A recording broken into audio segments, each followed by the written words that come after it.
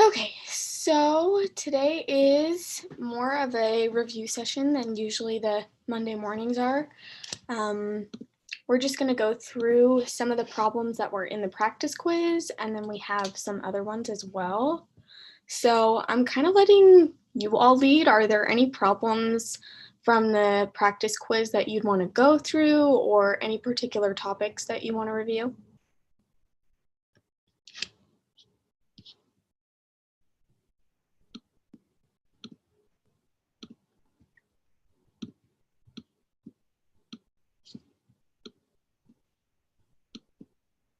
All right, anybody in the chat?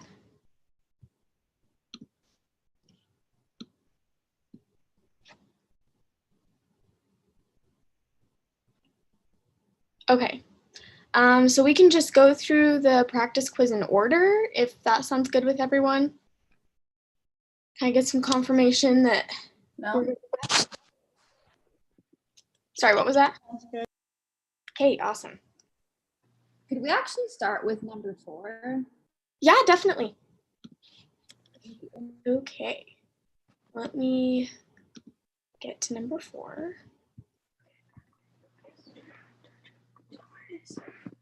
Okay, so before we go through number 4, I'm going to go through some of these definitions and theorems, just as a quick review. So let's see, number 4 is on relations. So I won't go over these function definitions quite yet. All right, so for a relation, we've got that these are the most important ones. For number 4 is that R is reflexive if and only if every single element in the set is related to itself. It's symmetric only if for every single AB that's in the relation, BA is also in the relation. And it's transitive whenever AB and BC for any elements in the set implies that AC is also in the relation. All right, and then we're also going to be looking at ordering in this problem. So we've got that it's an equivalence relation if and only if it is reflexive, symmetric, and transitive. A partial ordering if it is anti-symmetric, transitive, and reflexive. A strict partial ordering if it is anti-symmetric, transitive, and irreflexive. And a total ordering if it is a partial ordering and every pair of distinct elements are related to each other somehow. Let's see. These slides are in discussions under discussion 11 extra. And then we'll be posting them afterwards as well with the scribble on them. All right, so I know the ordering is kind of confusing. Are there any questions on these orders, especially the difference between partial and total is kind of confusing sometimes?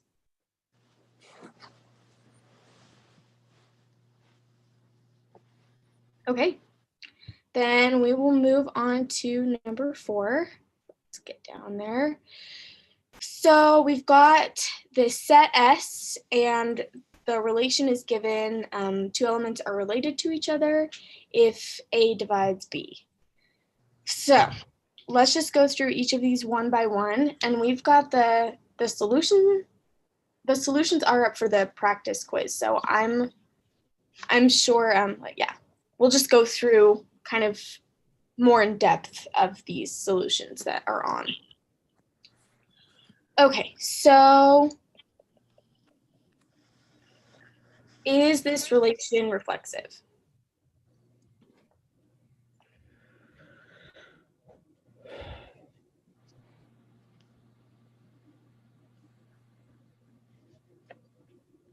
Okay, so with reflexive, anti-symmetric, transitive for relations, it's sometimes, especially since sometimes we'll ask for either a proof or a counterexample, it can be helpful to kind of get used to figuring it out before you do any math, what you think that the relation is, because otherwise you might end up doing a whole proof and then realize that you really only needed a counterexample.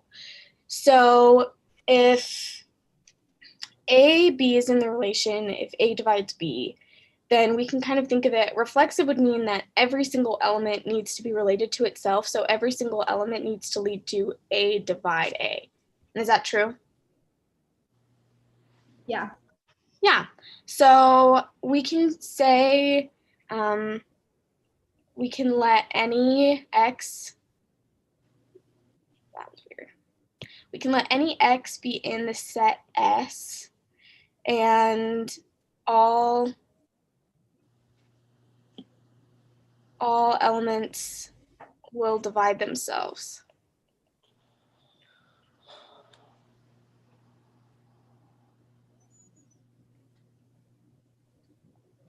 So x does divide x, and x related to x is in the relation.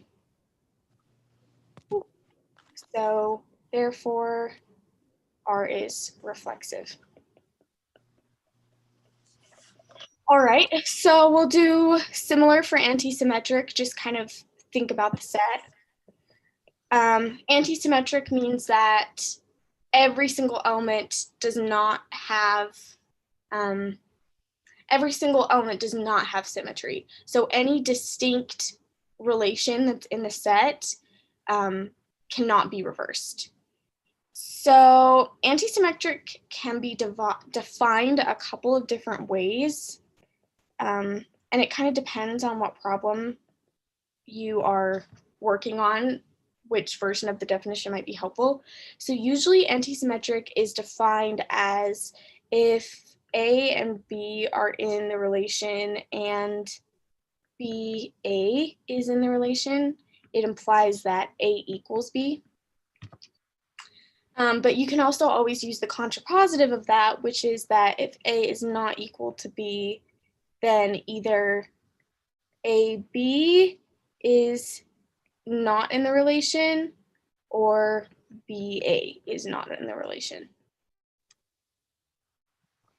All right, so for this one, I think it's easier to use this first definition, and we can use kind of a proof by contradiction to show. So we want to, let's assume that A and B and A are both in R, and we want to assume that A is not equal to B. So, oh, and we also want to say that A and B are in S. All right, so if A and B is in R, then we know that A divides B is true. And we also know that A is not equal to B is true because we were given. So if A divides B and A is not equal to B, then can B divide A?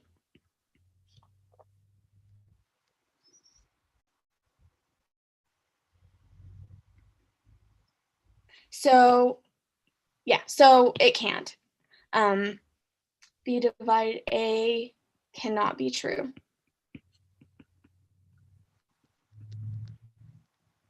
So that means BA is not in R, which is a contradiction for what we said earlier.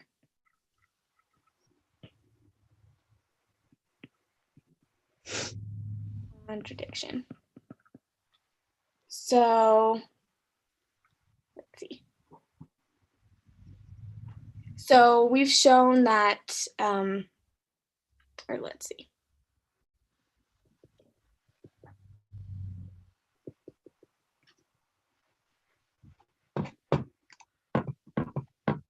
Okay, yeah, we've shown that, therefore, this, because we were doing by contradiction, so therefore, R is antisymmetric.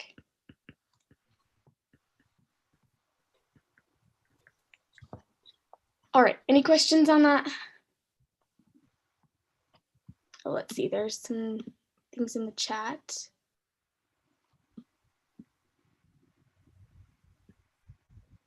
Yeah, exactly. So, and actually, so 2 and 1 would not be an example in this case just because 1 is not in the set S, but it is a good example of just integers in general. Usually if one divides the other can't divide it because one is smaller than the other, if that makes sense.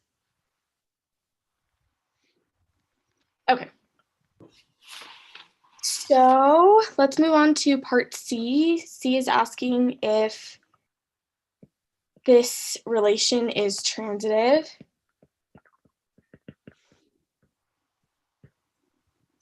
Okay. Any guesses before we do a proof or a counterexample?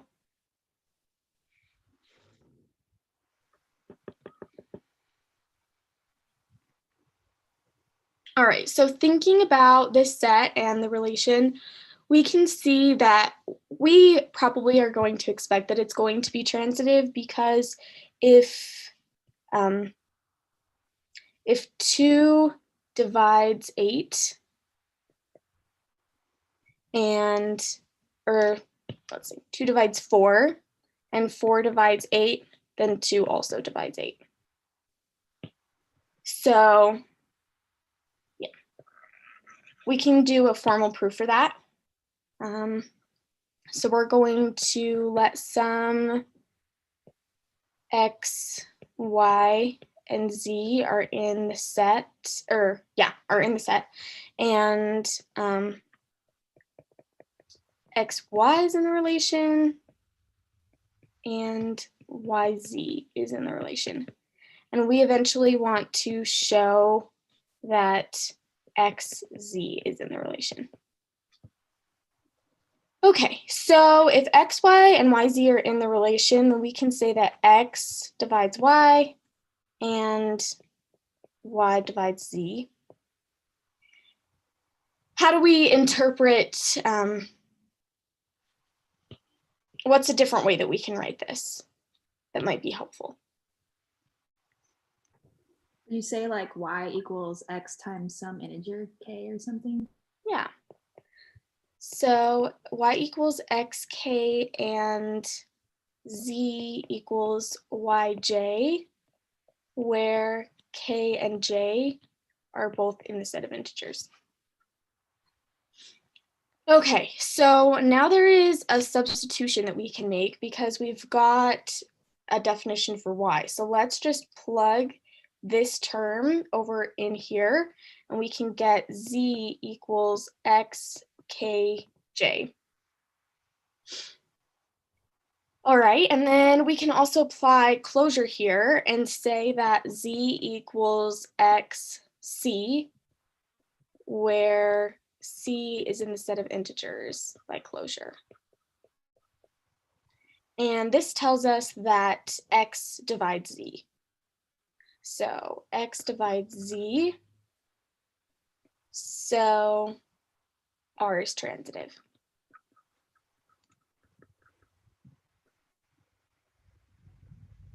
Okay, any questions on that one? Okay, so we're gonna move on to D and E. So D asks if R is a strict order. Okay, what are the things that we need in order for R to be a strict order? What are the 3 properties that it has to have? Is it irreflexive, antisymmetric, and transitive? Yes.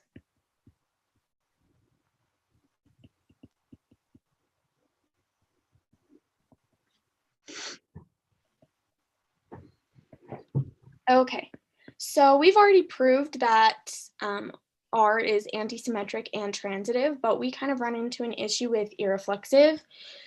And remember that reflexive and irreflexive are not necessarily opposites.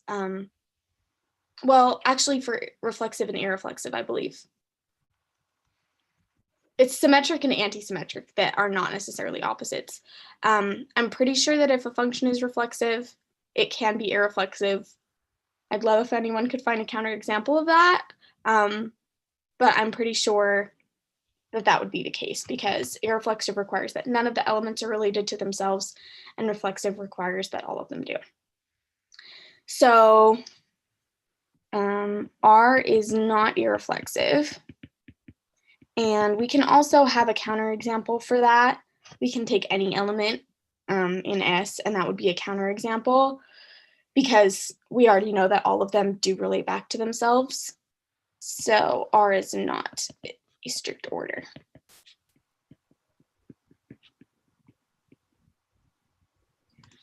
Okay, and then finally we have E. So we're asked if R is a partial order or a total order. So let's start with partial order, since they're kind of related to each other. What is required for a partial order?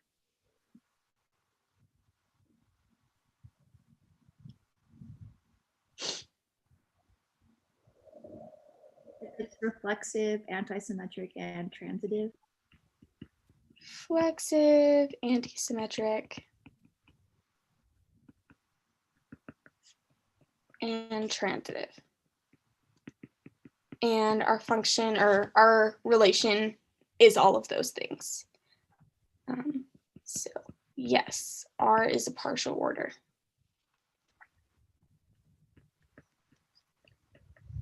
Okay, and then we're also asked to draw the diagram for it, but I'm going to wait until after we've done the total order.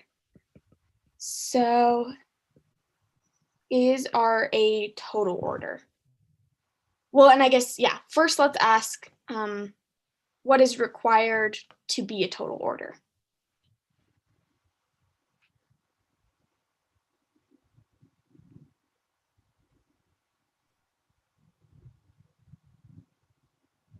Okay, so total order is where I think a lot of people, I certainly did not, I had a hard time understanding total order when I was taking the class as well. Because we need it to be a partial order, but we also need for every element in the set to somehow be related to any other element in the set. So for all A and B in the set, either A and B is in the relation or B, A is in the relation. All right, so does R fit that?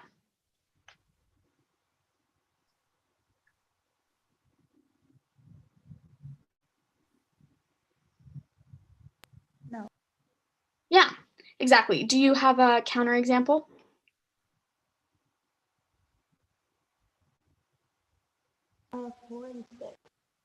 Yeah, exactly.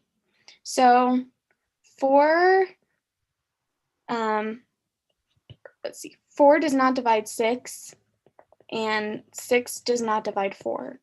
So neither 4, 6 are in the relation, nor 6, 4. And that's an issue for total order. So R is not a total order. All right, so now we need to draw our diagram. And I don't think we've done a lot of examples of these, so we'll just walk you through. Basically, the easiest way to handle these diagrams is to look at your set, and we're trying to figure out kind of a hierarchy. So we want to start just going through, and for each element in the set, we want to check, would anything else come below this? So if we're looking at 2 first, I'm just going to cross it off. Or not yet, sorry. Does 2 have anything in the set that would relate to it? Like, is there anything in the set that divides 2?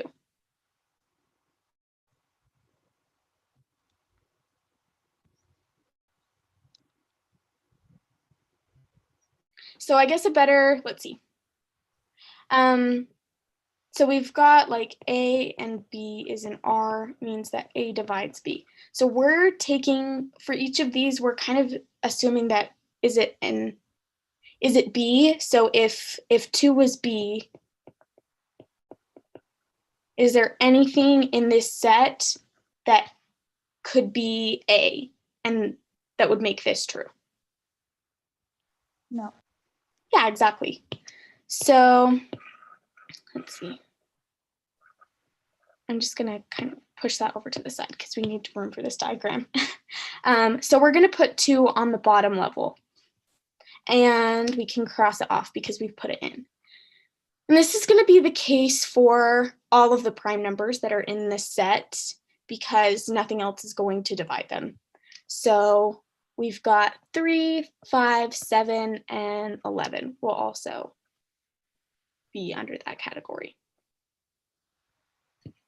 Okay, so now we can move up to our next level and we want to make sure that it's something, so all of the rest of these numbers can be divided by something else, but we want to make sure that it can't be divided by 2 things, that it's not going up on the upper level. So can 4, yeah, let's just start with 4. And we know that 4 can be divided by 2, so it's got to be on this level. And we can check it off. Now for 6, is there anything, so if we put 6 up here, is there anything on this level that is going to point to it? Sorry, never mind. No. Yeah. So that means 6 has to be on this level. And we can point to it with 2 and with 3. Okay, what about 8? Which level is 8 going to go on? Above 4. Yeah, exactly. Because 2 is also related to 8, but with these diagrams, we don't need to draw that relation because this drawing it like this implies that 2 is related to 8. Okay, next let's look at 9. Can 9 go on the top level?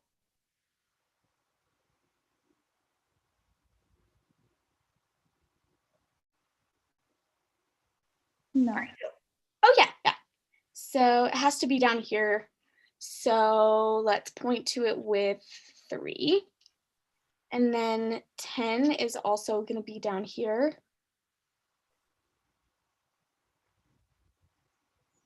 And we can point to it with 2 all the way from over here and with 5.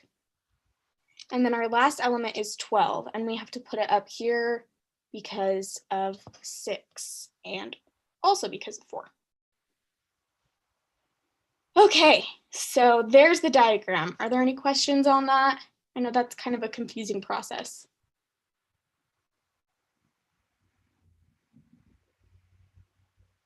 All right.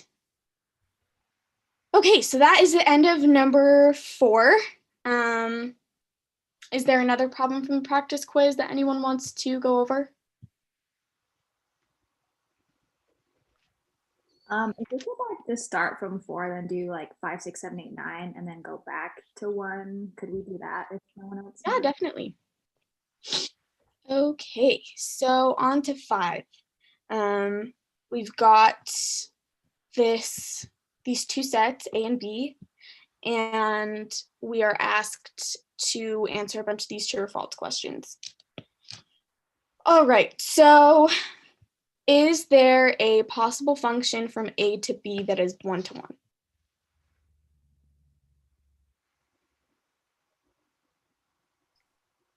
So I think the easiest way to figure this one out is to just draw our 2-set arrow diagram. 0, 1, 2, 3, 4, 5, and 0, 1, 2, 3. There is also, you can use the properties of the cardinality of A and B to figure this out, but it's a little bit more intuitive when you use these arrow diagrams. So remember that a function that is 1-to-1 means that for every single element that the domain points to. All right, domain and codomain.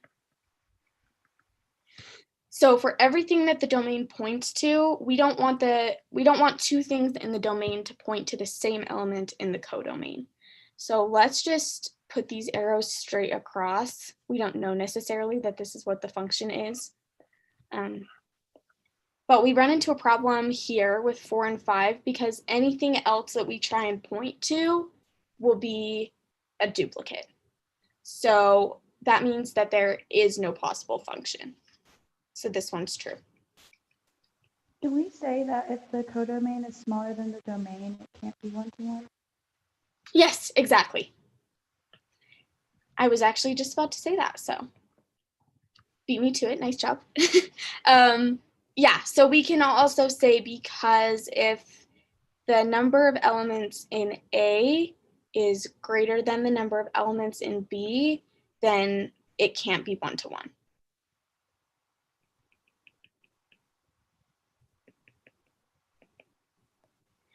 Okay, so now let's move on to B, which is kind of the opposite of A. So we're trying to find out if there is a function that could exist that is onto. And in this case, we can use the same cardinality properties. Let's see. If codomain is larger, is that referring to one-to-one?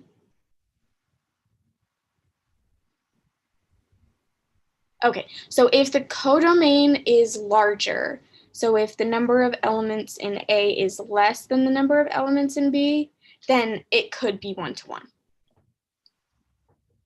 But if this were the case, then it could not be onto. So let's see. All right, so for onto, we just want to make sure that everything in the domain is pointed to. So let's point to each of these elements again. And we could still point to other things. This would still be a valid function. But the most important thing is that every single one of these elements is hit at least once. So that means that it is possible for the function to be onto, so this statement is false. Now, is it possible for the function f to be one-to-one and onto? Or sorry, I kind of just revealed the answer. I meant to say invertible, but yeah, so this function could not be invertible because it is not one-to-one and onto. Okay, so for C, we have this function we're given, and we want to check, well, it's not necessarily a function. We want to check that G is a function. So right off the bat, do we have any guesses before we go through? And did you say no? Yeah. Yeah. So why is that? 3 doesn't map to anything. Yeah, exactly. So 0 points to 0, 1 points to 2, 2 points to 1, 4 points to 3, and 5 points to 3. And this 3 is our issue. Since it doesn't point to anything, it cannot be a function. Okay, let's move on to D and E. We are still working with the same sets, but now we're going to look at some relation questions instead of functions. So we're given this relation R, and we want to find out if R is transitive, antisymmetric, and reflexive. And then we're also going to look at R composed with itself. So let's start. I think the easiest way to just speed through, if you're not asked to do a proof, it's easiest to draw a one-set arrow diagram and then see if we can figure it out from that. So let's write 0, 1, 2, 3 and do all these arrows. So 0 points to 1, 1 points to 2, 2 points to 3, 3 points back to itself, and 3 points to 0. Okay, so is R transitive?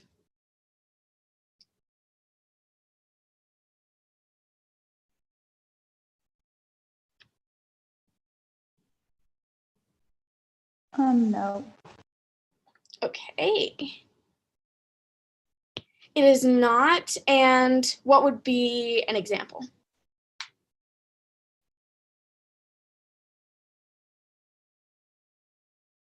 So in order for R to be transitive, we would need for like 0 to be related to 2 because, yeah, and 1 to 3 as well.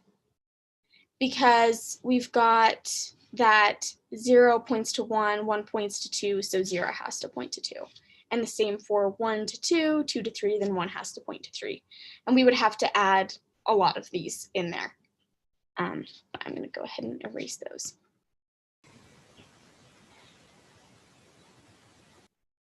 Okay, is R antisymmetric?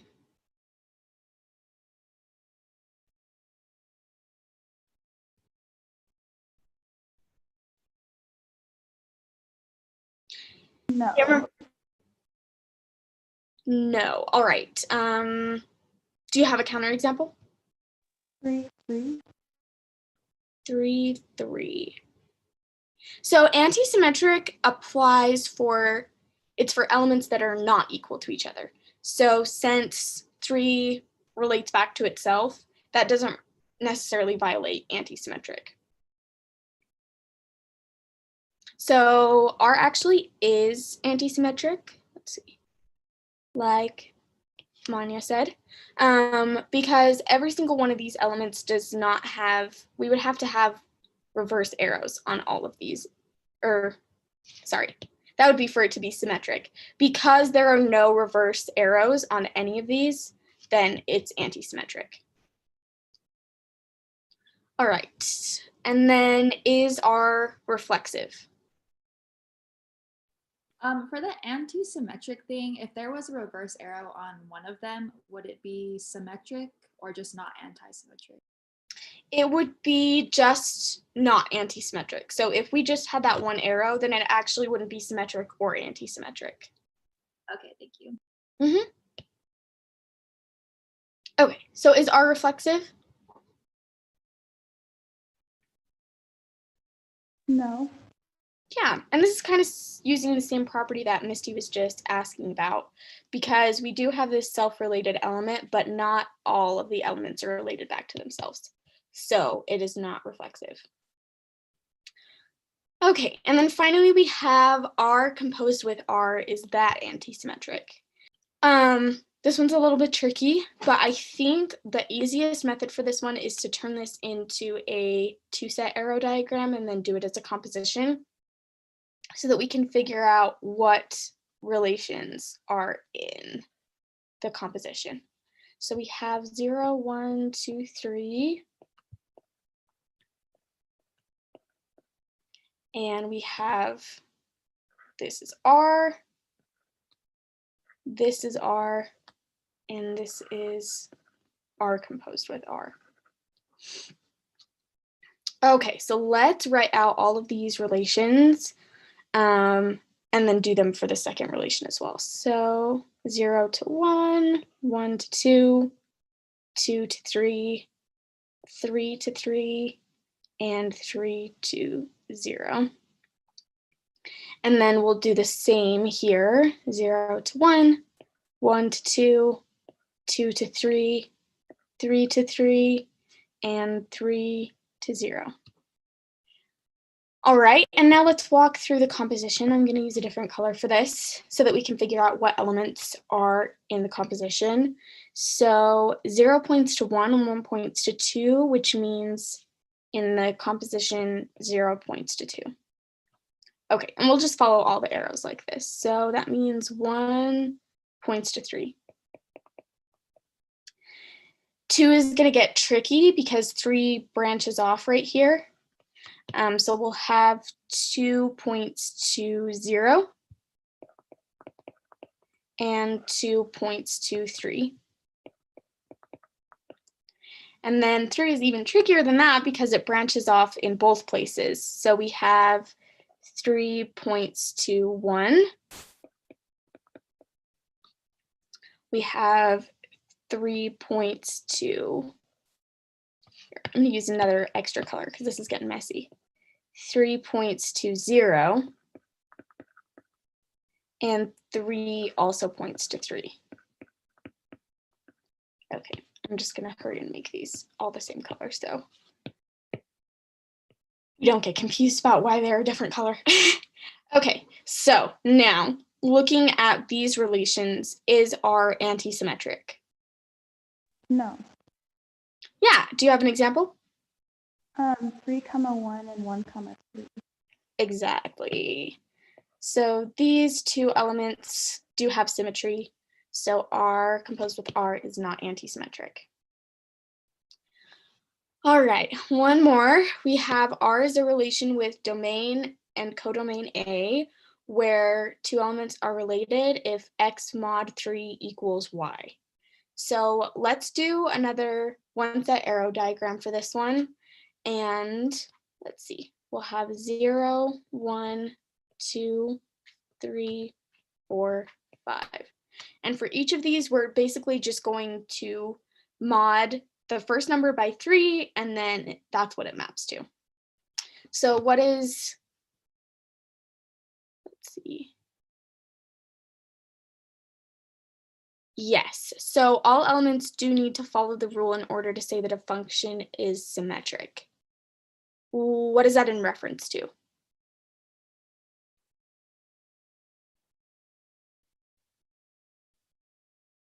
Is that about part D, part 4?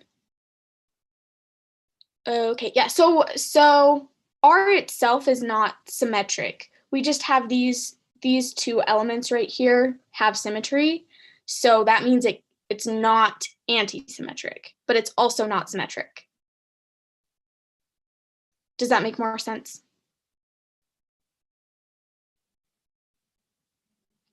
So let's see. So there are a few others. So 0, 2, those, let's see, I'm gonna draw. Okay, those two elements have symmetry as well, but 2, 3, 3, 0, and 3, 3 do not have symmetry. We don't have 3, 2, and we don't have 0, 3, and well, actually, sorry. 3, 3 doesn't count because the elements are already equal. So, but because we don't have these two sets, that means that why does it keep doing that? Because we don't have these two sets right here, that's what keeps the function from being symmetric, the whole relation from being symmetric. But because we have some that have symmetry, it also keeps it from being anti-symmetric. So if we were to get rid of 0, 2, and 1, 3, then we would have a function that is anti-symmetric. And if we added in these two sets, then we would have a relation that is symmetric. Does that help? Okay, awesome. Okay, so back to E. I'm gonna erase these so we have a little bit more space. Okay, so 0 mod by 3 is just gonna be 0. 1 mod 3 is also just gonna be 1. 2 mod 3 is 2. And what is 3 mod 3?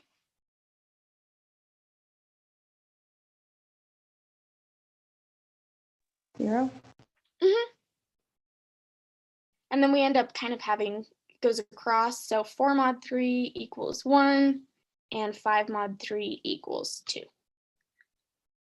All right, so is R anti-symmetric? Yes. Yeah, exactly. R is anti-symmetric because none of these arrows go backwards, and these self-relations don't count since they're the same element. Okay, are there any questions on that? So if like on the test there were just yes or no questions like this, we wouldn't need to provide like a proof, right? We could just answer yes or no. Yeah, exactly. We would specify, sometimes we'll say, if it's no, provide a counterexample, but we'll make sure and be specific as long as yeah. To answer your question more short, yes. You would not need to prove each of these unless we specifically asked you to. Okay, thank you. Okay, let's move on to practice problem 6. And this is one of those where you're given either prove it or provide a counterexample. So it's good to think about it before you get into the problem. So let's start with A, is F1 to 1. Does anyone have a guess to start with?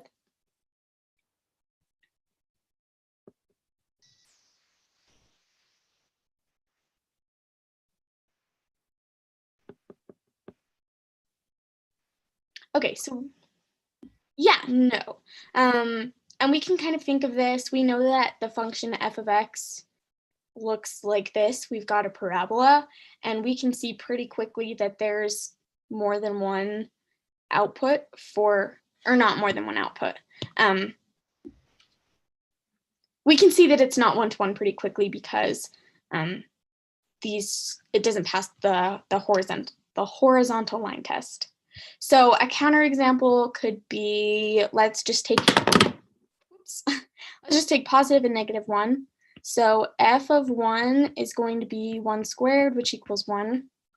And f of negative 1 is negative 1 squared, which also equals 1. So we have that f of 1 equals f of negative 1, but 1 does not equal negative 1. So f is not 1-to-1. Okay. Now we're checking for onto, which means that every number in the codomain, or every element in the codomain, is mapped to somehow. So we are pointing to real numbers. So does anybody have a guess for this one? Is f onto? No. Yeah, exactly. Did you find a counterexample? If f of x is negative 1. Yeah. So if f of x equals negative 1, then that would mean that x squared equals negative 1. And if we try and solve this for x, we get x equals the square root of negative 1, which is not a real number. So that means that f is not onto. Okay, and then finally we have C, which is asking if f is a 1-to-1 correspondence. I'm actually just going to highlight this one. So is f a 1-to-1 correspondence? No. Yeah, because it is not 1-to-1 and it's not onto. So it has to be both to be a 1-to-1 correspondence, but in this case, it's neither. Okay, any questions on that?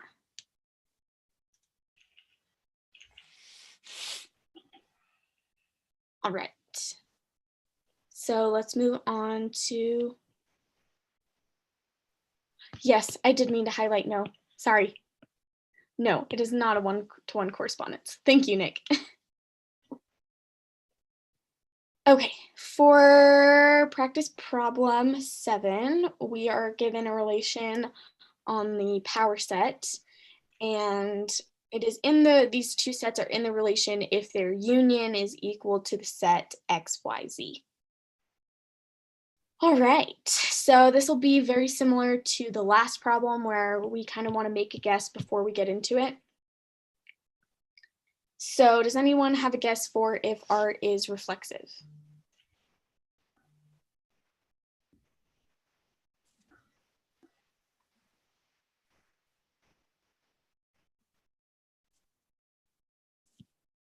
Okay, so yeah, exactly. You're good. Sometimes it takes a second to think these through. So yeah, no, it's not going to be one. And one counterexample could be just the set. Let's just take the set X.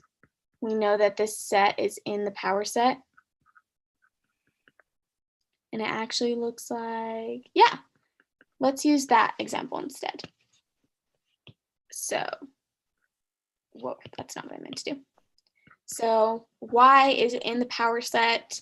but the relation of, let's see, y union with y is just y, which is not equal to xyz. So that tells us that the relation from the set y, or this is not in the relation. So R is not reflexive.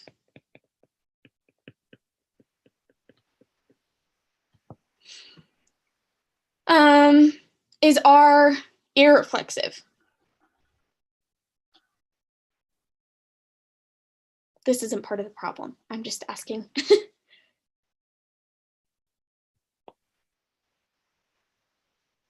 No. Yes. Yes, let's see. No, because it has to be for all in the set. So for the, let's see, Ashton said no. Did you have a counterexample?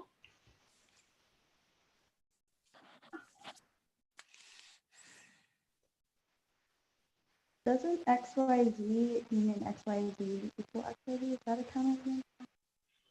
Yes, that would be a counterexample. So yeah, it is not irreflexive because, let's see, X, Y, Z union with X, Y, Z is still equal to X, Y, Z. Nice job. Okay. So B, we want to prove that R is symmetric or provide a counterexample. Any guesses right off the bat?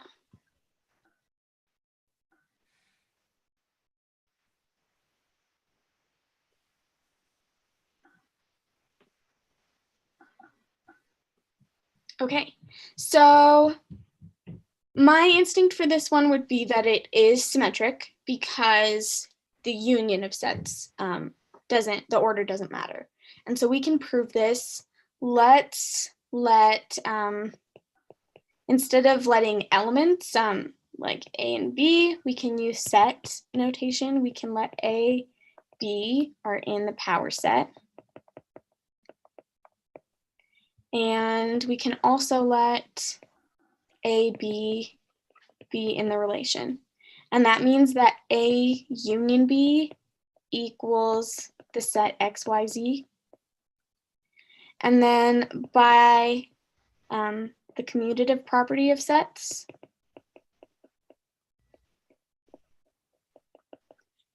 B union A also equals the set X, Y, Z.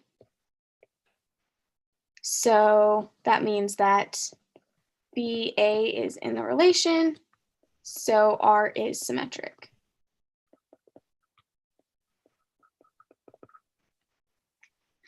Okay, now we are going to look at transitive. So is R transitive?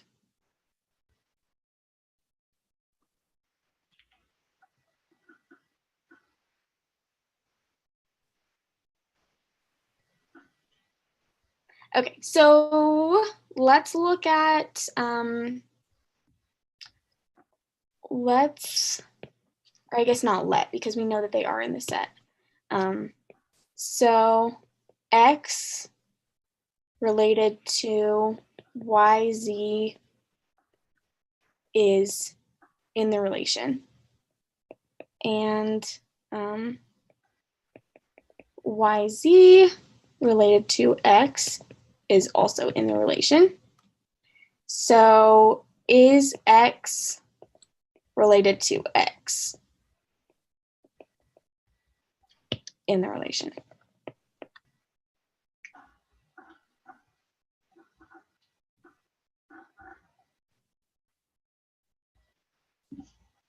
And this is from, we can kind of take this from part A. So no. Yeah. So by, let's say, no from part A. So R is not transitive.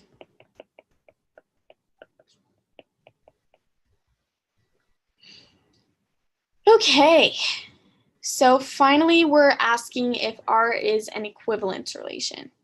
So what is needed for R to be an equivalence relation?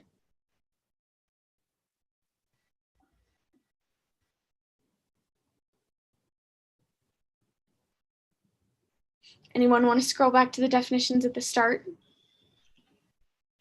has to be reflexive, symmetric, and transitive.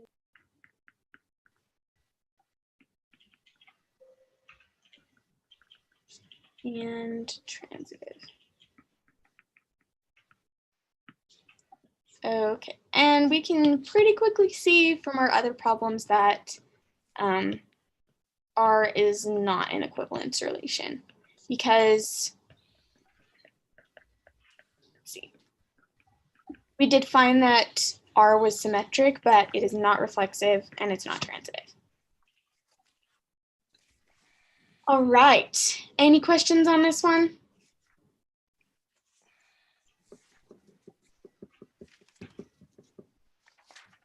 Okay. Let's go on to practice problem number 8. So we're going to let A be this set, 1, 2, 3, 4. And we have these two functions, f and g, and we want to figure out if they are inverses of each other. Okay. Does anyone have a guess right off the bat if they are inverses of each other?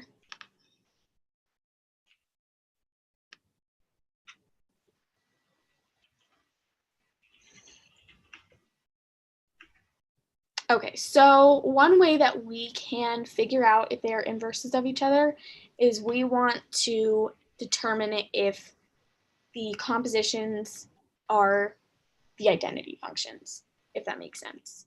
So, for example, let's start with G composed with F. And we want to show that G composed with F is the identity function in terms of A. So basically, we want to show that if you plug in A to G composed with F, G composed with F plugging in A is equal to A. Okay, so for this composition, we take G of F of A, and that is going to come out to G of A.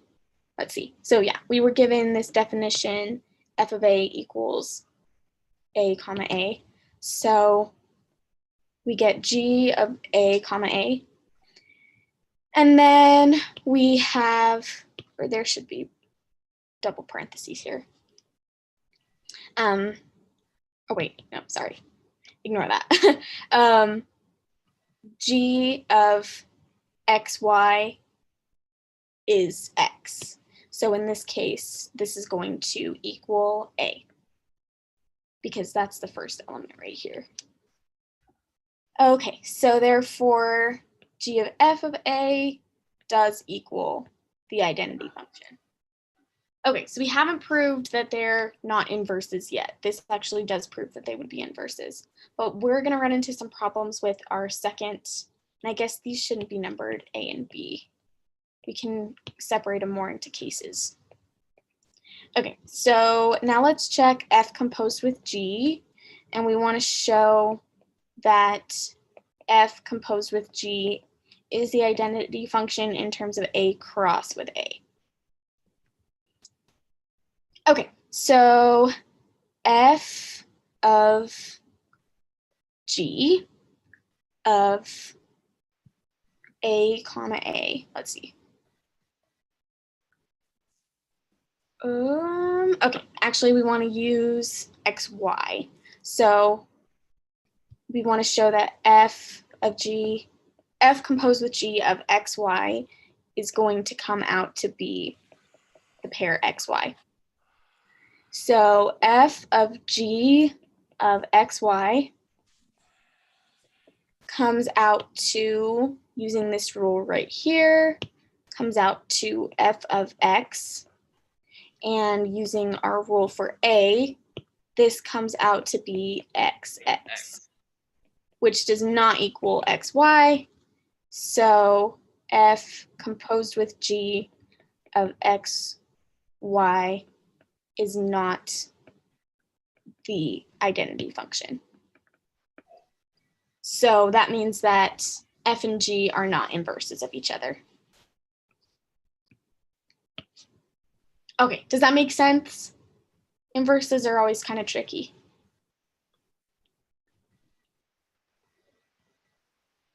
Okay.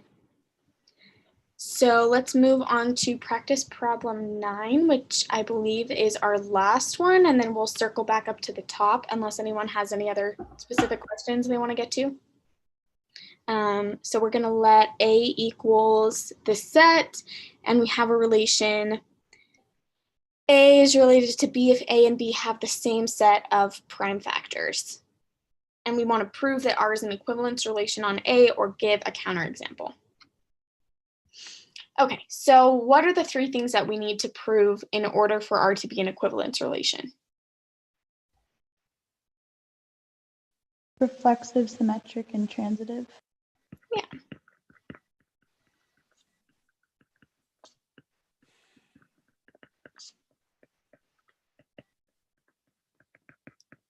Okay, so let's start with reflexive.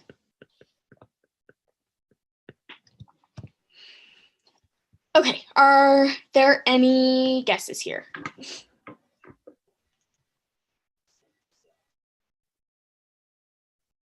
And then there also, it looks like there is a question about question 11 from homework 4. I can definitely go over that one.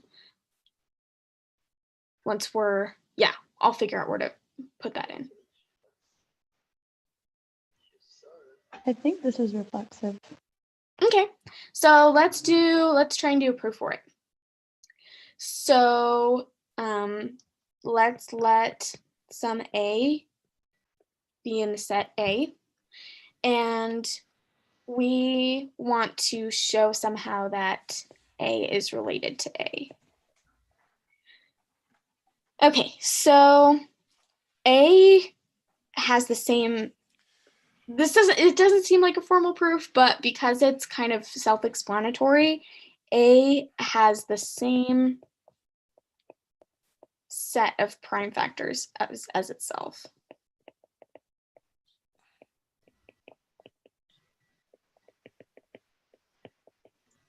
So A is in the relation. And we could say also, this seems kind of repetitive, that the set of prime factors that A has is, let's call it P. So then the set of prime factors that A has is also P, if that makes any sense. But that's kind of why we can just say A has the same set of prime factors as itself, because this is somewhat trivial. Okay, so now let's move on to symmetric. Oh, and I forgot to put, yes, it is reflexive. Okay, is R going to be symmetric?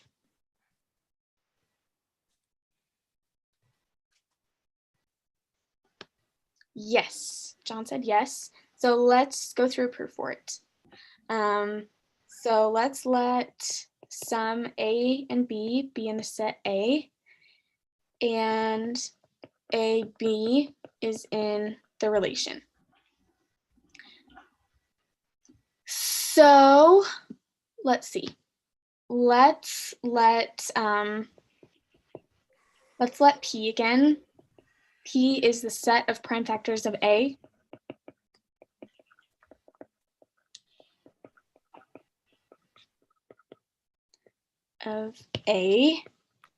And Q is the set of prime factors of B.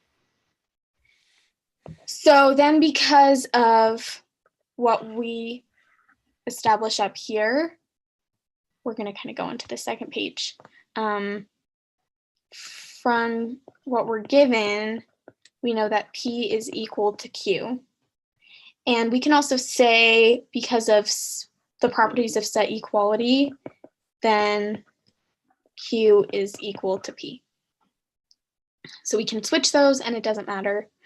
So if Q is equal to P, then we can say therefore BA is also in the relation. So R is symmetric. Okay.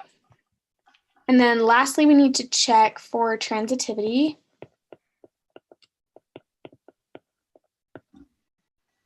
Do we think that R is transitive? Yes. Yeah. So let's let A, B, C is in the set A. And we also want to let A and B be in the relation, and BC is in the relation. And we want to show that AC is in the relation.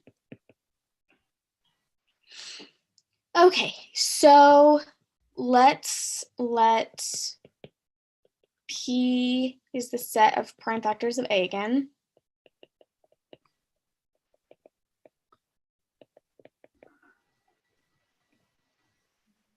And then Q is the set of prime factors of B, and R is the set of prime factors of C.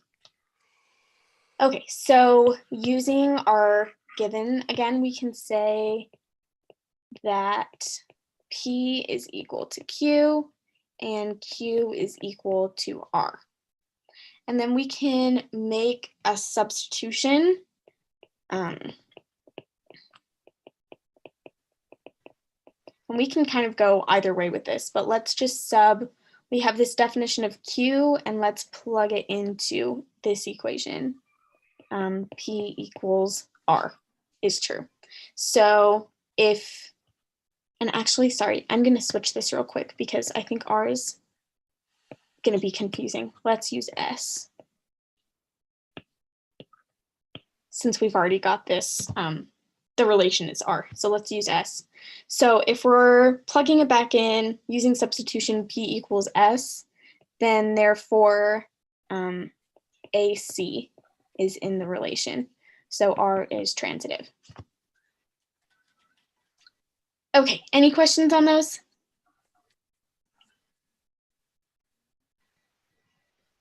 All right, so our last part of this problem is we're asked if R is an equivalence relation, what is the partition of A induced by R? So we know it's an equivalence relation because it is, we prove that it is all of these things. So what is the partition?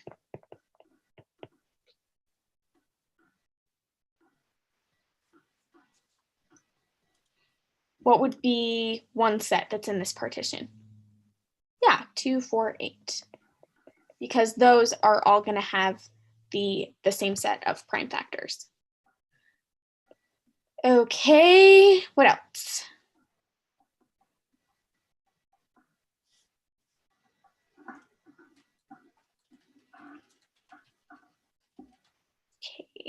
Okay, so let's take, yeah, 10. 10 would be its own set. And I'm just going to write the prime factors like above or below it so that it makes more sense. Let's see. Prime factors. So 2, 4, 8, the prime factor here is just the set 2. This one is just the set, or not, that's not a prime factor. 2 and 5. Okay, what other partitions do we have?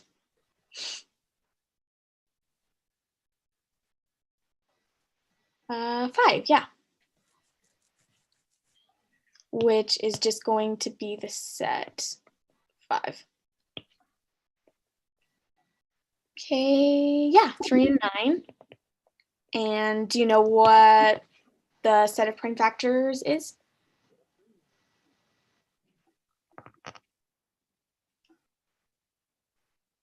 Yeah. It's 3.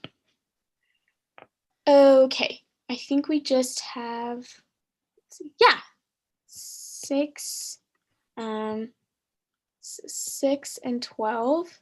And you're close with the prime factors. So we will have 2, but we're going to have 3 instead of 6. Yes, sir. Okay, we're kind of running out of space here, so I'm going to try and scooch these over just, whoops.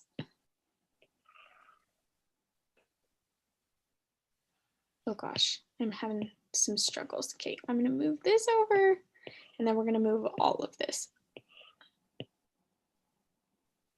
I'm still not sure that that will give us enough space, but we'll try. Okay, so we're almost done. Let's see, I think we are missing, we're trying to get all of these. So we've got 2, 3, 4, 5, 6. So we are missing 7 and 11. Yeah, by themselves. And their prime factorizations are just also themselves, since they are prime numbers. Okay, and there's our partition. Are there any questions on how we got that?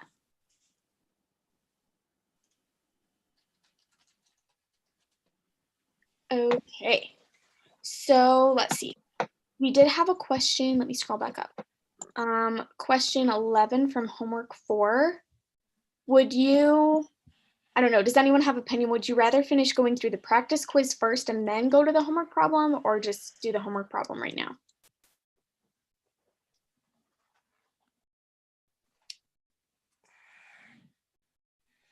Homework. Let's see. Okay, we have 1 for practice, 2 for homework. Anyone else have a strong opinion either way? Okay, so we'll do the homework problem first. Let's see. Give me just 1 second to pull that up, and then we will do it. Go ahead. I'm actually just going to go ahead and give you all a quick 5-minute break since we've been going pretty intense. So go ahead and breathe while I get the homework problem set up, and we will meet back in 5 minutes.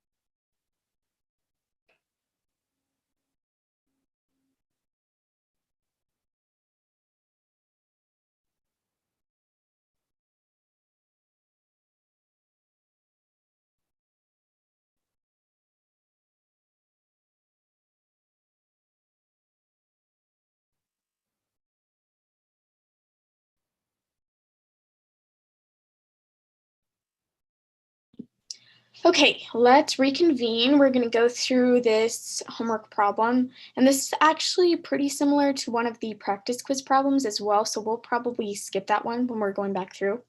But yeah, so we're trying to prove that for any relation R on any set A, if R is symmetric, then R is equal to its inverse. And remember, for equivalencies, we need to show both sides. So we need to show that R is a subset of its inverse, and we need to show that R inverse is a subset of R. So in order to show, number one, that R is a subset of R inverse, we basically are trying to show that if A and B is in R, it implies that A and B is also in the inverse. Okay, so let's let A, B in A be given. And let's also say that A, B is in R, because that's what we wanted to start with. Okay, and we're also given that R is symmetric. So since R is symmetric, what else is in R using this relation? Yeah. So since R is symmetric, BA is in R. And this tells us that therefore AB is in the inverse using by inverse relations. So R is a subset of R negative 1 because this, let's see, I'm going to use a different selection tool because this ended up being true. Okay, now let's work through the second side of it. So again, we're going to let A and B be in A, but this time we're going to say that they are related in the inverse. And we're basically just going to go backwards from the other side of the proof. So by inverse relations,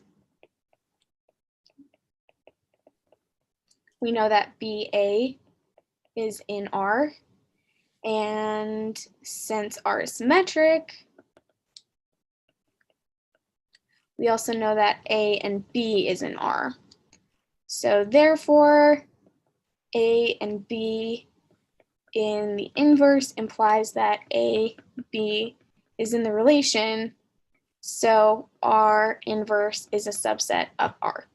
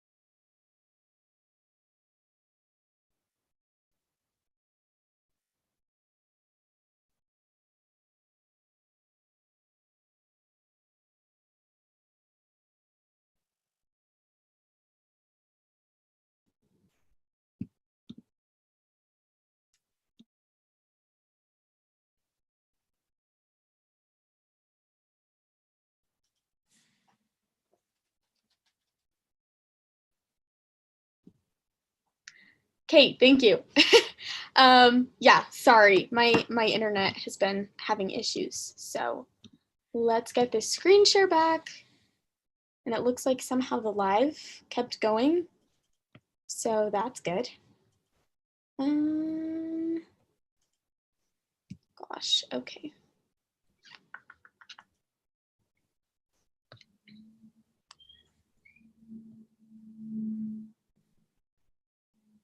Okay, so while I'm trying to get all of this set up again, I might break out of the room again while I change my connection. So will you all just get started? If you haven't already done the practice quiz problem number 1, go ahead and get started on that. See if you can work through it by yourself, and then we'll try and go over it all together.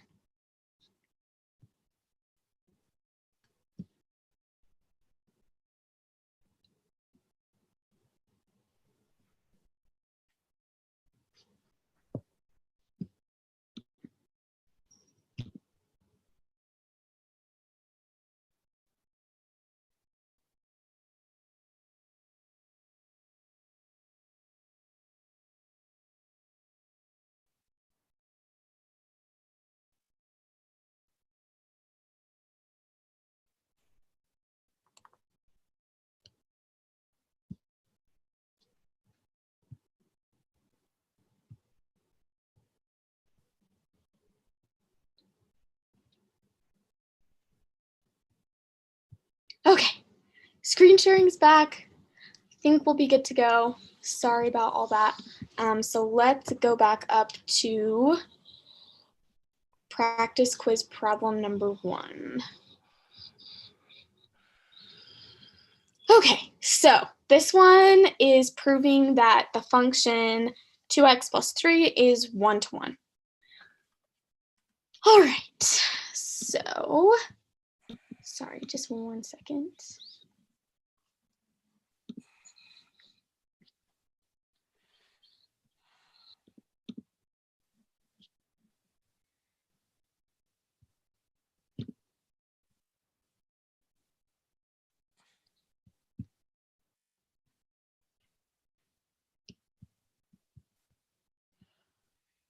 Okay, so in order to show that a function is 1-to-1, we want to show that if f of a equals f of b, that implies that a is equal to b. So f of a being equal to b would give us that 2a plus 3 equals 2b plus 3. Okay, then we can subtract 3 from both sides, which gives us 2a equals 2b, and we can divide both sides by 2, and we get that a equals b. So therefore, f is 1-to-1.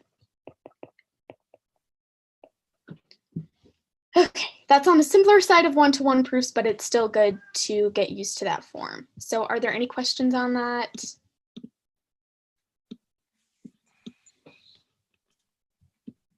Okay, so let's go on to practice problem. Okay, this, you know, we're gonna do this anyway, even though it's similar to the homework, because it's going kind of the other direction.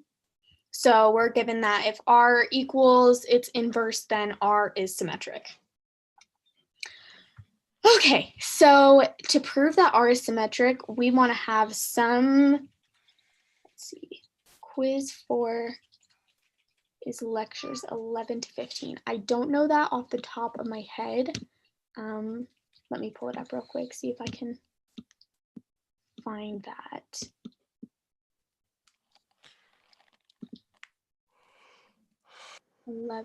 Okay, looks like some other people are helping me out. Okay, 11 to 14. Okay. So yeah, this is similar, but we're gonna go the other direction. So we basically, in order to show that R is symmetric, we want to show that if A and B is in R, it implies that BA is also in R. So let's let A and B be in the set A such that A and B is in R. And we want to use this fact of R is equal to its inverse to eventually show that BA is in R. Okay, so if we have A and B in R, then what is an element that's in its inverse?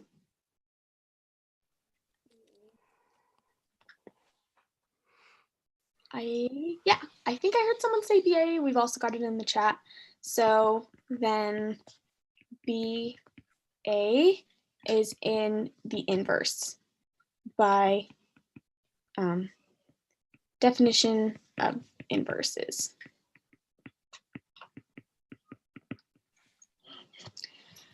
Okay.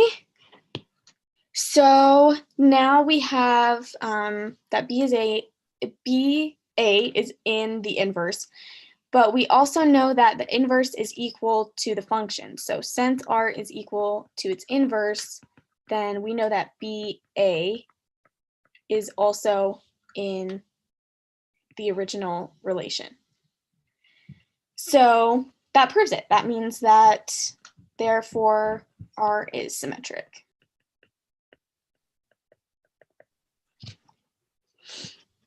Okay. Any questions on that one?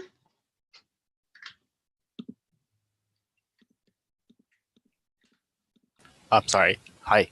What's the what is A? Like AB is an element of A. What's the capitalized A? Capitalized A is just this set A. We don't really know what it is. I see. We just know that it. Okay, it looks like my iPad is very close to dying. So I'm gonna go grab a plug for it. And again, I'll let all of you work on practice quiz problem number 3 if you haven't already done so. And I will be back very shortly. Okay.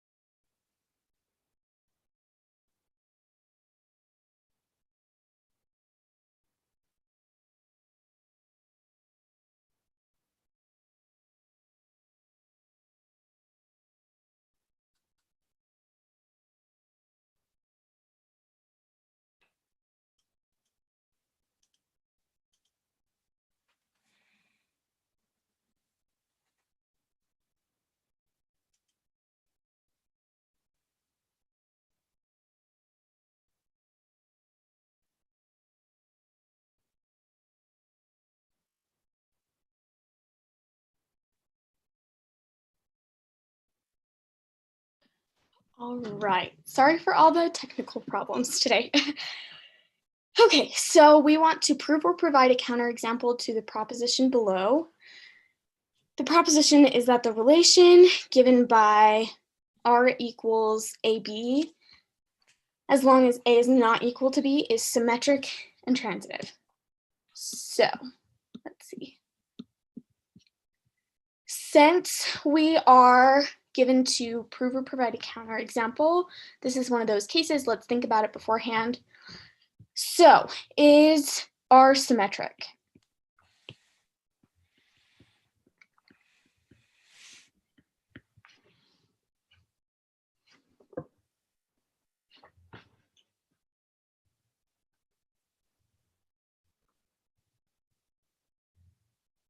Let's see, symmetric but not transitive because A not B and B not C has no guarantee that A isn't equal to C.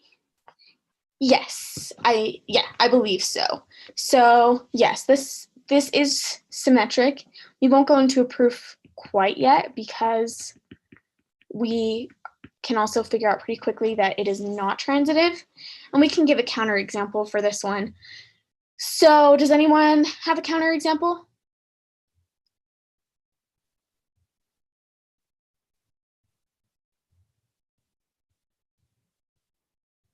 Okay, let's think of something. So let's see. The relation is given on just the set of integers. So can someone just give me 2 integers? 1 and 2. Yeah, sure. So let's let 1 and 2 is in the relation because 1 is not equal to 2. And we also have that 2, 1 is in the relation for the same reason. Because 2 is not equal to 1. Okay, but we can see that 1, 1 would have to be in the relation by the definition of transitive. But that's impossible because 1 is equal to 1.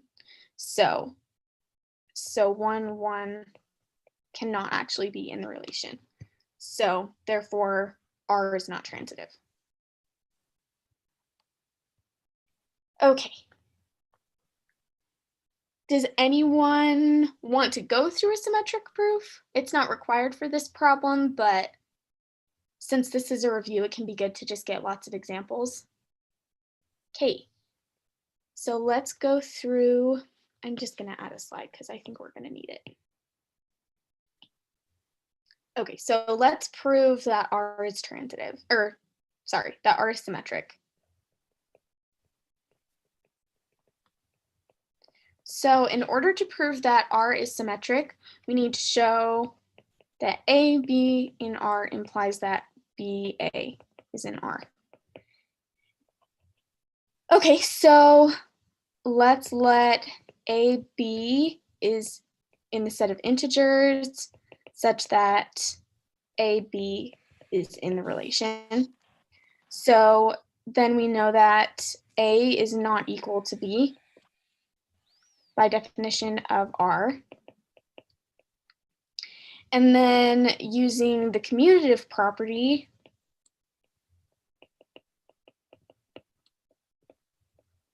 we know that B is not equal to A.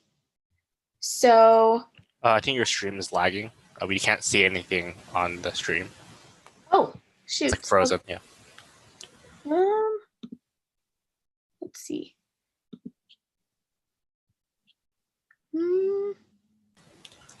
Generally, when there's an issue, you just restart it and then it should fix itself.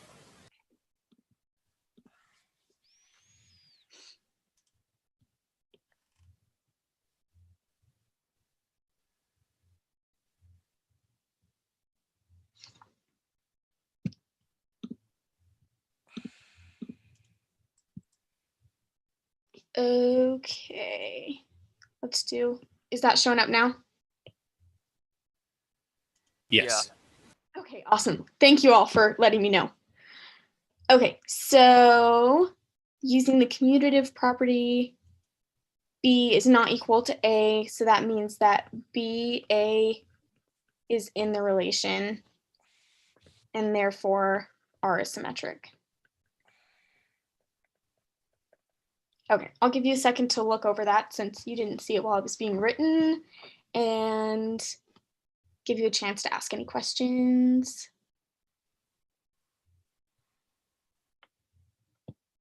Okay. All right, and we are back to number 4, which we already went. I have a short question. Why did you use commutative property?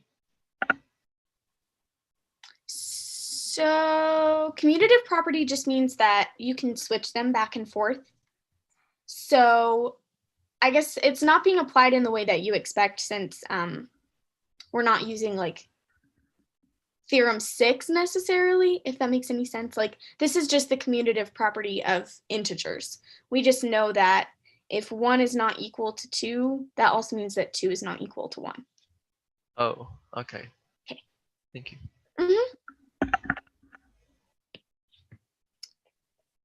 Okay, so yeah, so we're back to practice problem 4, which means we've gone through all of the practice quiz problems.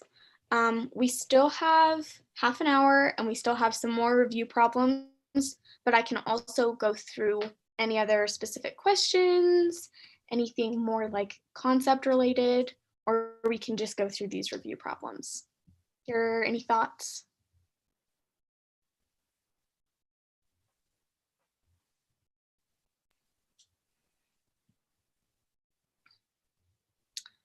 Okay, another option would be, let's see, there's 10 of you.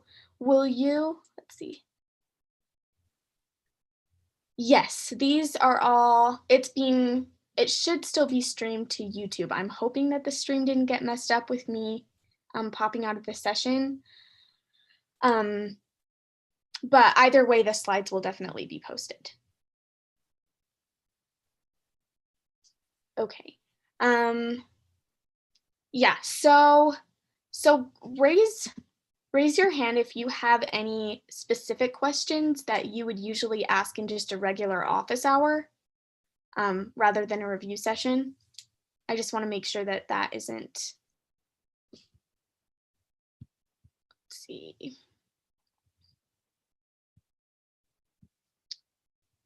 Okay, looks like only one of you. So I will make sure and reserve like 10 minutes towards the end for just like specific questions. And we can just go through these review problems, if that's okay with everyone. Okay. So review problem number 1, we are given this set A, and the relation R expresses greater than on A. And then we're asked about all of these properties. And in this case, we don't need to do proofs. We just need to say why if it is not true. Okay, so first let's write out what the relation actually would be. Okay, so the relation that expresses greater than means that it basically is saying that A, B is in the relation such that A is greater than B. That's essentially what this is, this greater than is saying. So does anyone have an idea of what the first element might be in R?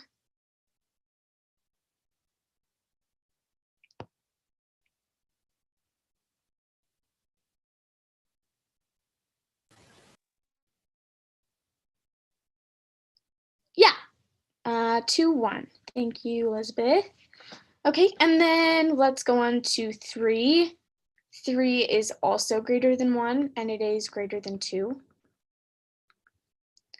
Okay, then we have 4 is greater than 1. 4 is greater than 2. 4 is greater than 3. All right, and then 5 is greater than 1. 5 is greater than 2. 5 is greater than 3. 5 is greater than 4. Okay. Are we missing any? I don't think so. Okay, I'm not seeing any other suggestions, so yes, I believe this should be all of them. So now we want to find out if R is reflexive, antireflexive, symmetric, antisymmetric, or transitive, or some combination of all 3. So let's just go through each of these. Is R reflexive?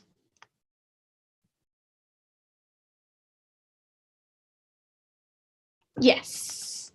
Yes, that it's a no. So reflexive, no, because let's say, for example, 1. 1, 1 is not in the relation because 1 is not greater than 1. Okay, is it irreflexive?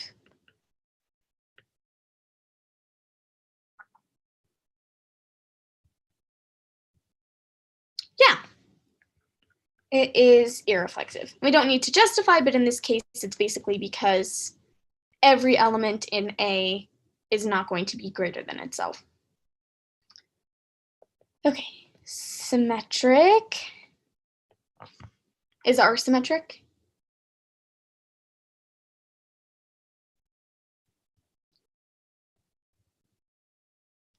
No, it's not. And then, Elizabeth, do you have a counterexample?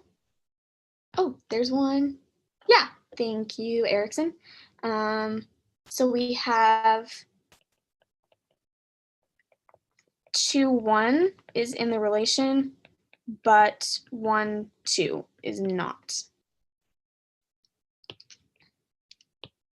Okay, what about antisymmetric?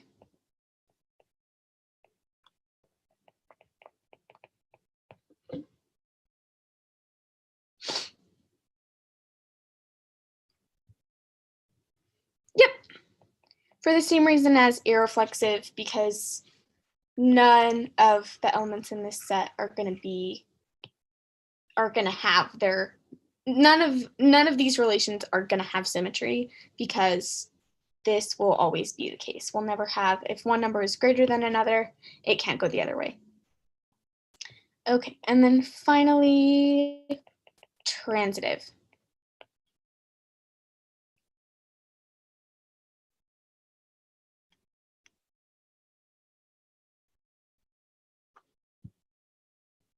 Yeah, exactly. It is transitive. And we can see a couple of examples. For example, 5 is related to 3, 3 is related to 2, so 5 is related to 2. And that'll work for all of the elements in the set. Okay, awesome.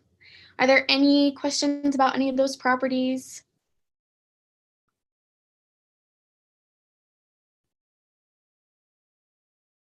Okay. Actually, no, I'm gonna ask real quick. So for reflexive, let's go ahead and reflexive. So we are given that this relation is not reflexive. So what elements would make it reflexive?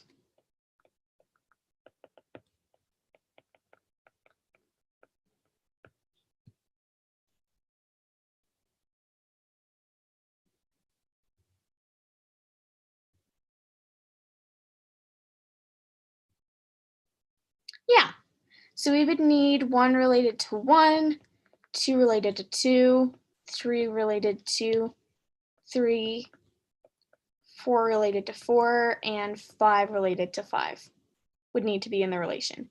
And we would need all 5 of those in order for it to be the case. Okay, what if we just added 2, 2 is in the relation? Then is R reflexive?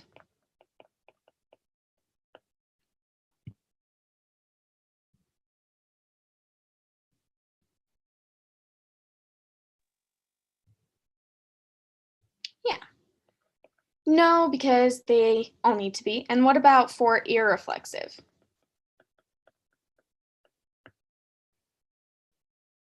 Yeah, exactly.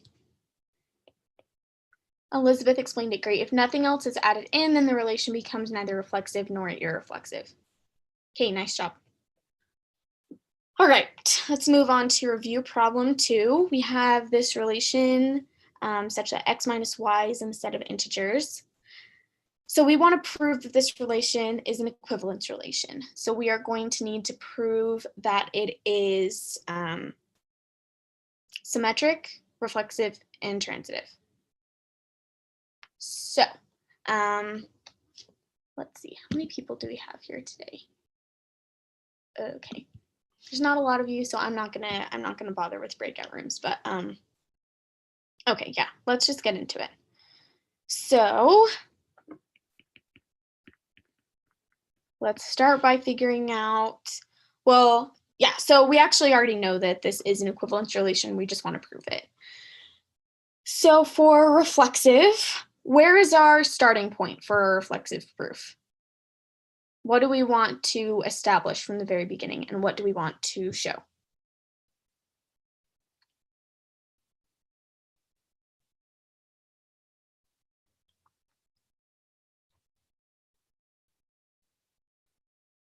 Okay, so remember, for reflexive, we're trying to show that every element is related to itself. So we want to start by establishing some element. So let's let A be in the set of integers. And we want to show that A related to what is in the relation.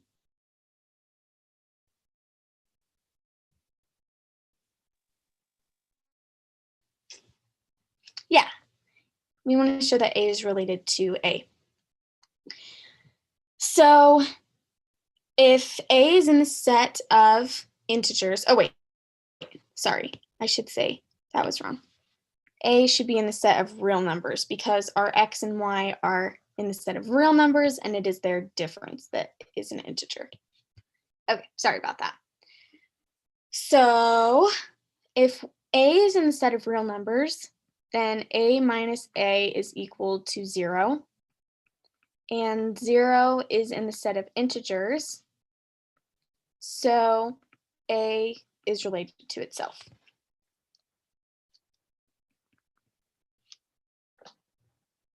Okay, now let's go on to symmetric. Does anyone know our starting point for a symmetric proof?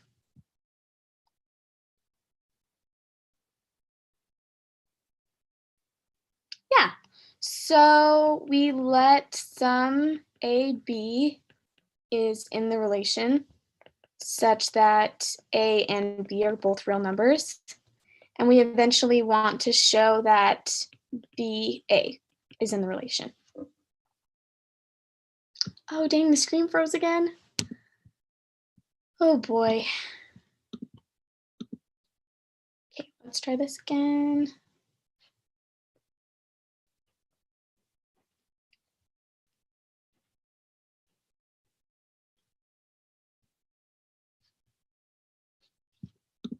Okay.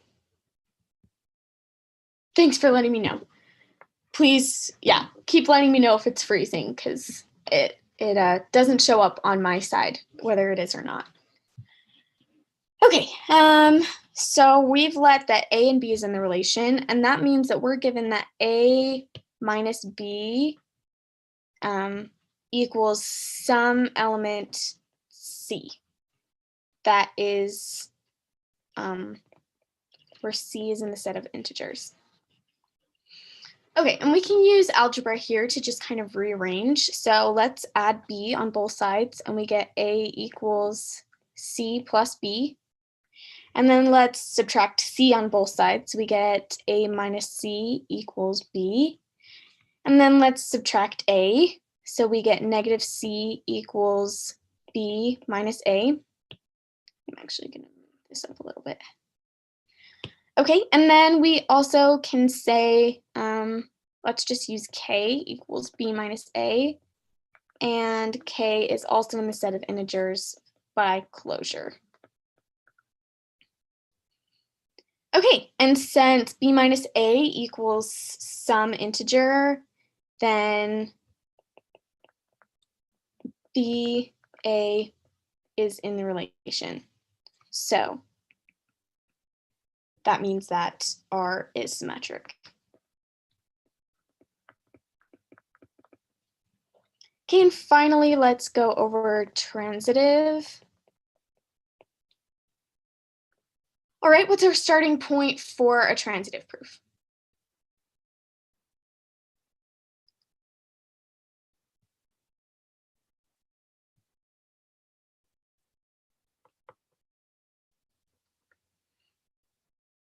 Okay, so transitivity, yes, exactly. So we're gonna let A and B and B and C are in R, where A, B, and C are in the set of real numbers. And we want to show that what is in R?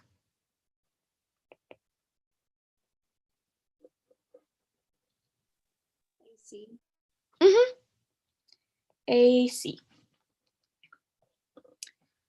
Okay, so based on what we're given, we know that a minus b equals sum m, and b minus c equals n, where both of these are instead of integers. All right, now we can make sort of a substitution here. I think the easiest way is to start it with this right-hand side. So we can say that b equals n plus c, and then we can plug this back into the other equation. So we have a minus n plus c equals m.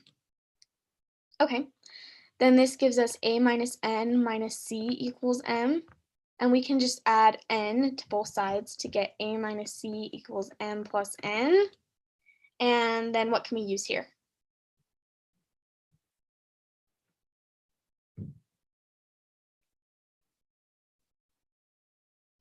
Okay, so we're going to use closure. We can say a minus c equals, say, x, where x is instead of integers. So then ac is in R, and that means R is transitive. Okay, are there any questions on that? I have a question. Okay. So with the transitive proof, would it be okay to just do like a minus b plus b minus c equals m plus n, and then have like the b's cancel, so a minus c would equal m plus n? Yeah, that would work as well.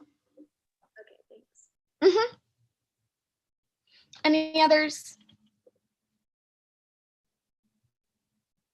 Okay, then we just have this one last problem, but I said that I would leave the last 10 minutes for individual questions.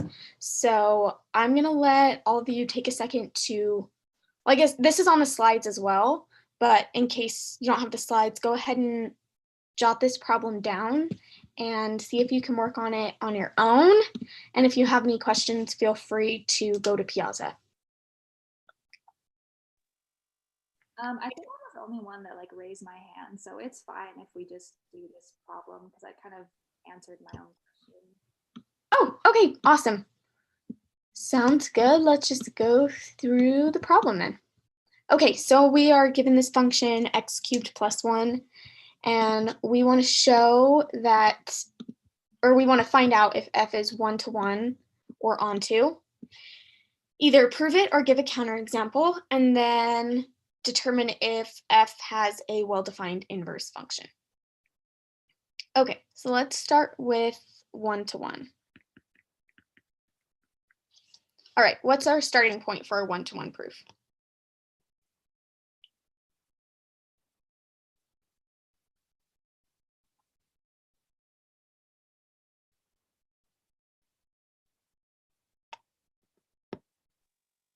So you could have like an x, y, and z, and then have it be given such that f of x equals f of y. Yeah. So we're going to let f of x equals f of y. And eventually we want to show what?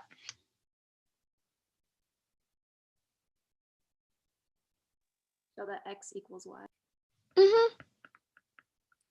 Okay, so if f of x equals f of y, then we have x cubed plus 1 equals x cubed, or sorry, y cubed plus 1. So let's subtract 1 from both sides, and we get x cubed equals y cubed.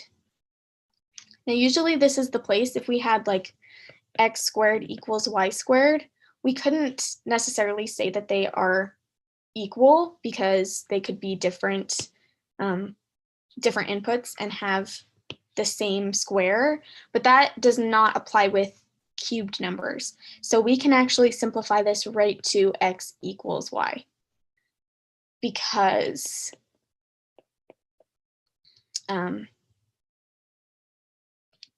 let's see, I'm trying to think of the correct way to phrase this. Because numbers cubed are unique, I believe, if that makes sense. And we can also kind of do this. This wouldn't be a formal proof, but we can kind of sanity check this. This is about what our, let's see, because the power cube retains the input's positive or negative state. Yeah, that's also the case. Whoa, that was weird. Okay, let's try this again. Okay, so that's kind of an ugly graph about what x cubed looks like when you graph it, and you can see that it passes the horizontal line test. So yeah, again, that's not a formal proof, but it can kind of help you feel better while you're doing these proofs to make sure that you're understanding why. Okay, so now let's look at onto. So let's let some y is in the set of, actually let's let y is in the set of real numbers. And we want to show that there exists some x. Oh, whoops, this is integers, not real numbers. Show that there exists some x in the set of integers such that f of x equals y. Okay, so we can let x, let's let x equal, well, first let's find the inverse. So we have, let's see, f of x equals y, then we have x cubed plus 1 equals y. And then let's go ahead and solve for x. So we have x cubed equals y minus 1. And we have x equals the cube root of y minus 1. So let's use this x. And this is in the set of integers. And we'll plug it back into the problem. And we want to make sure that y eventually will still equal y. So we have the third root of y minus 1 cubed plus 1 equals y.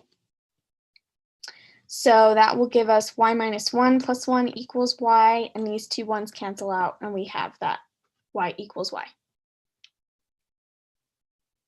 Okay, so that proves that f is onto. So for this last question, does f of x have a well-defined inverse function?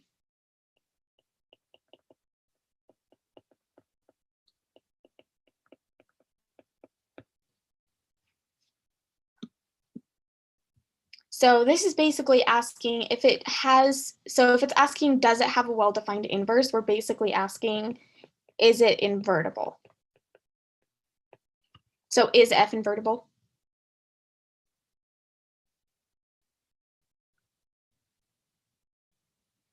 Yes, because it is both one-to-one and onto.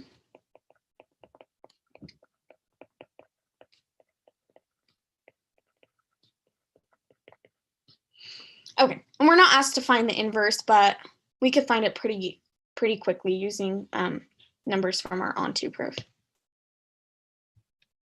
Okay, so that is the end of our review problems. Are there any final questions?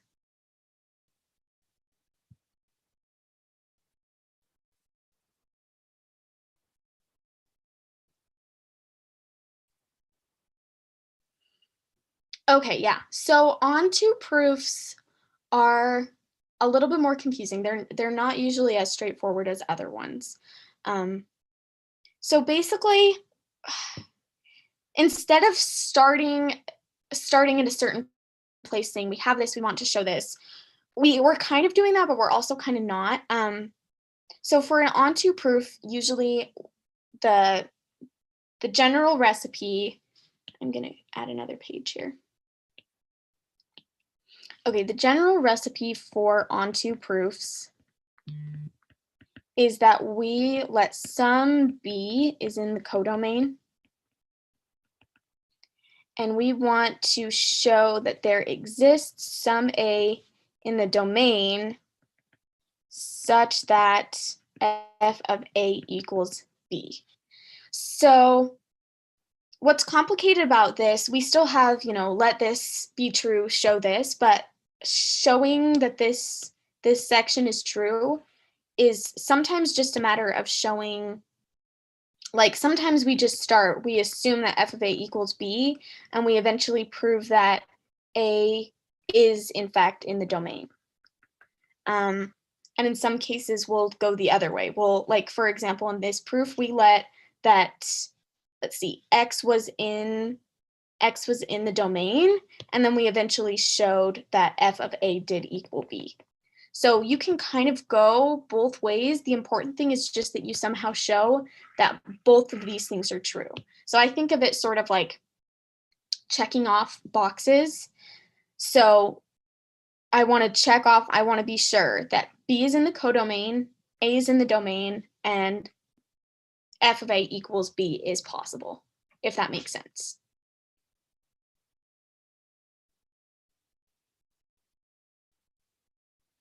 So yeah, I'm going to move this actually down here so that it's not in the middle of the problem. Okay, so you can go that way, and you can also go that way. Actually, I'm just going to erase this.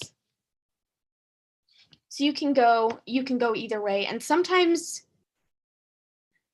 yeah, onto proofs are definitely trickier. There's not as much of a defined method, but generally this method of finding the inverse and plugging it in will work. It just kind of depends on the problem that you've got. But did that clear up your confusion?